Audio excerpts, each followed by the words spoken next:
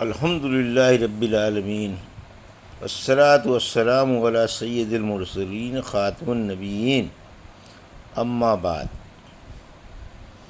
صحیح بخاری باب کتاب الوحی، حدیث نمبر 4، اردو ترجمہ۔ ابن شہاب کہتے ہیں مجھ کو ابو سلمہ بن عبد الرحمن نے حضرت جابر بن عبداللہ انصاری رضی اللہ عنہ سے یہ روایت نقل کی کہ آپ صلی اللہ علیہ وسلم نے وحی کے رک جانے کے زمانے کے حالات بیان فرماتے ہوئے کہا کہ ایک روز میں چلا جا رہا تھا کہ اچانک میں نے آسمان کی طرف ایک آواز سنی اور میں نے اپنا سر آسمان کی طرف اٹھایا۔ کیا دیکھتا ہوں کہ وہی فرشتہ جو میرے پاس غار حرا میں آیا تھا وہ آسمان و زمین کے بیچ میں ایک کرسی پر بیٹھا ہوا تھا۔ میں اس سے ڈر گیا اور گھر آنے پر میں نے پھر کمبل اوڑھنے کی خواہش ظاہر کی۔ اس وقت اللہ پاک کی طرف سے یہ آیات نازل ہوئیں: یا ایھا المدثر قم فانذر، اے لحاف اوڑھ کر لیٹنے والے اٹھ کھڑا ہو اور لوگوں کو عذاب الہی سے ڈرا، اور اپنے رب کی بڑائی بیان کر، اور اپنے کپڑوں کو پاک صاف رکھ اور گندگی سے دور رہ۔ اس کے بعد وہی تیزی کے ساتھ پے در پے آنے لگی۔ اس حدیث کو یحییٰ بن بکیر کے علاوہ لیث بن سعد سے عبداللہ بن یوسف اور ابو صالح نے بھی روایت کیا ہے، اور عقیل کے علاوہ زہری سے ہلال بن رواد نے بھی روایت کیا ہے۔ یونس اور معمر نے اپنی روایت میں لفظ فوادہ کی جگہ بوادرہ نقل کیا ہے۔ حدیث نمبر 5، اردو ترجمہ۔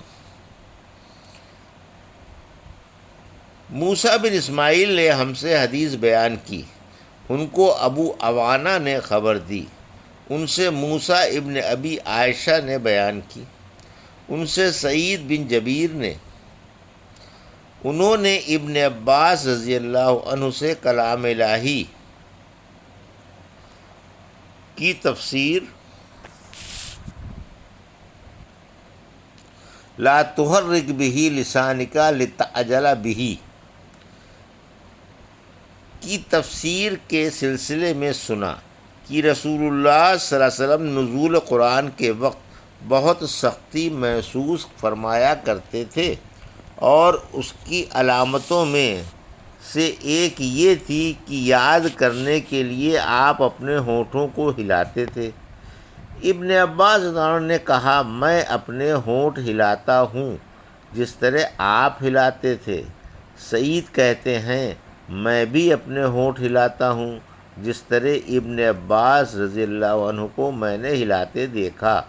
پھر انہوں نے اپنے ہونٹ ہلائے۔ ابن عباس رضی اللہ عنہ نے کہا، پھر یہ آیت اتری: لا تحرک بہ لسانک لتعجل بہ، ان علینا جمعہ وقرآنہ فإذا قرآنا فاتبع قرآنہ ثم ان علینا بیانہ۔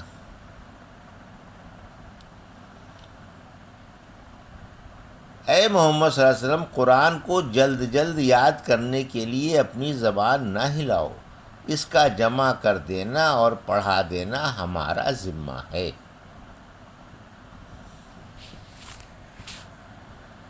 یہ صحیح بخاری کی حدیث نمبر 5، باب کتاب الوحی تھی۔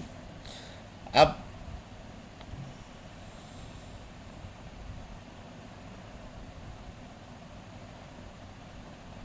اسی حدیث نمبر 5 میں آگے ہے، حضرت ابن عباس کہتے ہیں، یعنی آپ صلی اللہ علیہ وسلم کے دل میں جما دینا اور پڑھا دینا ہمارے ذمے ہے۔ پھر جب ہم پڑھ چکیں تو اس پڑھے ہوئے کی اتباع کرو، ابن عباس فرماتے ہیں اس کا مطلب یہ ہے کہ آپ اس کو خاموشی کے ساتھ سنتے رہو، اس کے بعد مطلب سمجھا دینا ہمارے ذمے ہے، پھر یقیناً یہ ہماری ذمہ داری ہے کہ آپ اس کو پڑھو، یعنی اس کو محفوظ کر سکو۔ چنانچہ اس کے بعد جب آپ کے پاس حضرت جبرائیل علیہ السلام وحی لے کر آتے تو آپ توجہ سے سنتے، جب وہ چلے جاتے تو رسول اللہ صلی اللہ علیہ وسلم اس وحی کو اسی طرح پڑھتے جس طرح حضرت جبرائیل علیہ السلام نے اسے پڑھا تھا۔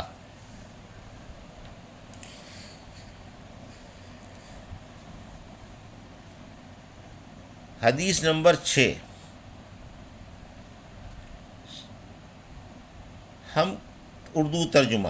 ہم کو عبدان نے حدیث بیان کی، انہیں عبداللہ بن مبارک نے خبر دی، ان کو یونس نے، انہوں نے زہری سے یہ حدیث سنی۔ دوسری سند یہ ہے کہ ہم سے بشر بن محمد نے یہ حدیث بیان کی، ان سے عبداللہ بن مبارک نے، ان سے یونس اور معمر دونوں نے، ان دونوں نے زہری سے روایت کی۔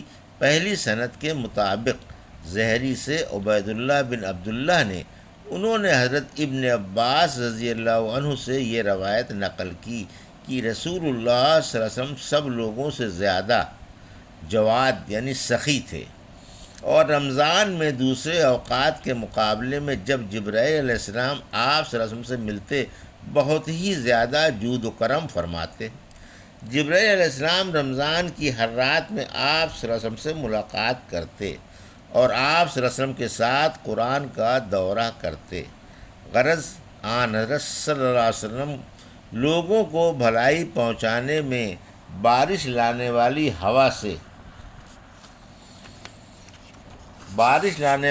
ہوا سے بھی زیادہ وجود و کرم فرمایا کرتے تھے۔ یہ تھی صحیح بخاری کتاب الوحی کی حدیث نمبر 4، 5 اور 6، جو آپ کے سامنے اردو ترجمے کی شکل میں پیش کی گئی۔